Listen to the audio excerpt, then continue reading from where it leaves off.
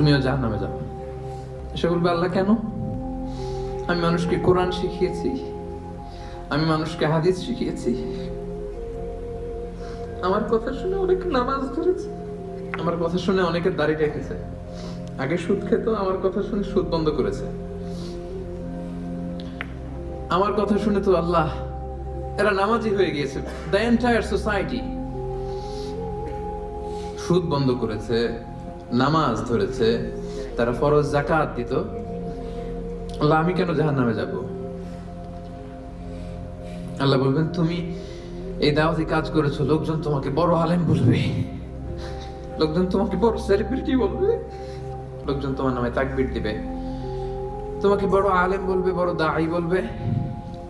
এটা তো বলা হতো তোমাকে দুনিয়াতে, আল্লামা বলে ডাকা হতো তোমাকে, বাহরুল উলুম বলা হতো তোমাকে, জ্ঞানের সাগর, অনেক বড় দাঈ, অনেক